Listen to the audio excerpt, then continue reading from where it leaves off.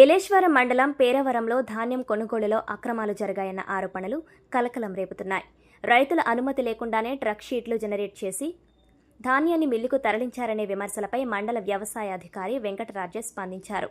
ఏలేశ్వరం మండలంలోని పేరవరం గ్రామంలో సుమారు 6 రైతుల పేర్ల మీదుగా అనుమతి లేకుండానే ధాన్యం కొనుగోలు ప్రక్రియ జరిగినట్లు ఫిర్యాదులందాయని, గ్రామ వ్యవసాయ సహాయకుడు వీఏఏ తన పరిధి దాటి డేటా ఎంట్రీ ఆపరేటర్ లాగిన్ ఉపయోగించి అనధికారంగా ట్రక్ షీట్లు జనరేట్ చేసినట్లు ప్రాథమిక విచారణలో తేలింది. రైతులు లేకుండానే మిల్లులకు లోడ్ పంపడం తీవ్రమైన తప్పులు జరిగినట్లు ఏవో ధృవీకరించారు. ప్రభుత్వ నిధులు దుర్వినియోగం కాకూడదనే ఉద్దేశంతో బాధ్యుడైన వీఏఏను వెంటనే సస్పెండ్ చేయాలని ఉన్నతాధికారులకు సిఫార్సు చేయడం జరిగింది. 79 లక్షల రూపాయల కుంభకోణం జరిగిందన్న వాదనపై ఏవో రాజేష్ స్పష్టతనిచ్చారు.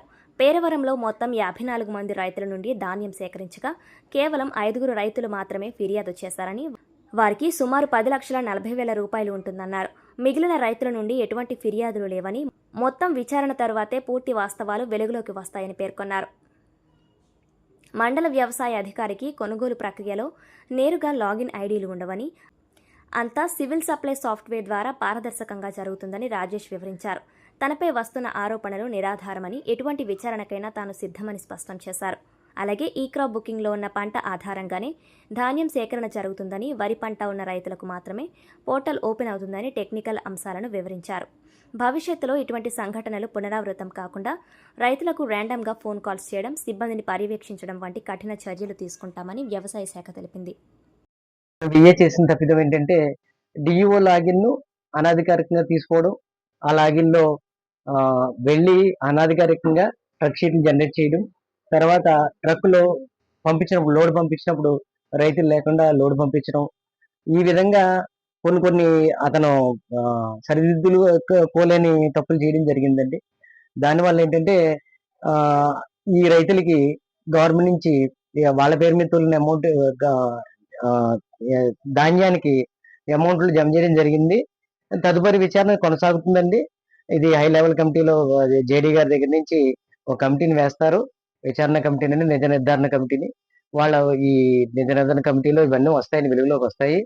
సో ప్రస్తుతానికి అతని మీద ఇమీడియట్ యాక్షన్ కింద సస్పెన్షన్ కి సిఫార్సు చేయడం అయిందండి. ఎందుకంటే గవర్నమెంట్ యొక్క నిధులు ఏ విధంగానూ దుర్వినియోగం అయ్యే అవకాశం ఉండకూడదు. ఆ కారణం చేత అతను చేసిన ఏదైతే డిఓ లాగిన్ లో అనాధికారికంగా చేయడం, తర్వాత ట్రక్ వెళ్ళినప్పుడు రైతు లేకుండా ట్రక్ ని స్వతహాగా పంపించడం, ఇటువంటి తప్పిదాలకు అతన్ని వెంటనే సస్పెన్షన్ కి రికమెండ్ చేయడం జరిగిందండి. అతన్ని సస్పెండ్ చేయడం జరిగింది. ప్రస్తుతం సస్పెన్షన్ లో ఉన్నాడు. తదుపరి ఏదైతే విచారణ ఉందో ఆ విచారణ ఏడీ గారి ద్వారా, జేడీ గారి ద్వారా, కమిటీ ద్వారా కొనసాగుతుందండి. ఇది జరిగిందండి సార్. 74లో 5 రైతులు కంప్లైంట్ ఇవ్వడం జరిగిందండి. అంటే 5 రైతులు మాకు తెలియకుండా సిఎంఆర్ మా పేరు మీద సిఎంఆర్ చేసి ధాన్యాన్ని పంపించారని, మేము పచ్చి ధాన్యం అమ్మేసుకున్నాం అని కంప్లైంట్ చేయడం జరిగింది. మిగిలిన 49 మంది రైతులు వారి దగ్గర నుంచి ఎటువంటి ఫిర్యాదు రాలేదు. తర్వాత ఆరోపణలు వచ్చినట్టు మండల వ్యవసాయ అధికారికి ఎటువంటి లాగిన్ ఉండదని దీంట్లో ఒక డిఈఓకి లాగిన్ ఉంటుంది. విఏ ఏమో షెడ్యూలింగ్ చేస్తాడు. టెక్నికల్ అసిస్టెంట్ ఏమో వచ్చిన ధాన్యాన్ని మాయిశ్చరు ఇతర ఏదైతే నాణ్యత ప్రమాణంలో టెస్ట్ చేస్తాడు. ఇంతవరకు ఈ ప్రక్రియ అనేది గ్రామ స్థాయిలో ఆర్ఎస్కే లెవెల్లో జరుగుద్దండి. మండల స్థాయిలో అనేది ఎటువంటి ఎంఆర్ఓ గారికి కానీ, ఏఓకి కానీ ఎటువంటి లాగిన్లు ఉండవు. తనిఖీ చేయడానికి కట్ట ఎటువంటి లాగిన్లు ఉండవు. అంటే వాళ్ళు పంపించిన ఏదైతే స్టాక్ ఉందో అది ధాన్యం కానీ అది ఫార్వర్డ్ చేయడానికి కానీ మాకు ఎటువంటి లాగిన్లు ఉండదండి. ఈ సందర్భాల్లోనూ ఒక రైతుకి 1 ఎకరన్నర అరటి ఉంది, 1 ఎకరన్నర వరి ఉంది. అదే రైతుకి ఈ క్రాప్ ఆ విధంగా చేయించుకున్నాడు ఆయన. ఎకరన్నర ఏదైతే ధాన్యానికి వచ్చిందో ఆ ఎకరన్నర ధాన్యం సంబంధించింది మాత్రమే ధాన్యం తీసుకోవడం జరిగింది. అరవికి సంబంధించి ఎకరన్నరకి ఎటువంటి ధాన్యం తీసుకోవడం జరగలేదండి. అదే విధంగా వేరే రైతుకి వచ్చి సరుగుడు ఉంది, 3 ఎకరాల సరుగుడు ఉంది. ఆ 3 ఎకరాలు మినహాయించి అతనికి 5 ఎకరాల వరి ఉంది. అదే రైతుకి ఈ క్రాప్ లో అది 5 ఎకరాల మీద అతను ధాన్యం ఇతని ద్వారా మన పీపీసీ ద్వారా పంపించడం జరిగిందండి. ఒకే రైతుకి 2 పంటలు ఉంటాయి. కానీ పోర్టల్లోనే మనకి షెడ్యూలింగ్ ఇచ్చినప్పుడు అంటే మన ట్రక్ షీట్ రైట్ చేసినప్పుడే వరి రైతు అయితేనే పోర్టల్లో ఆ పేరు కనపడద్దండి, ఆధార్ కొట్టినట్టే.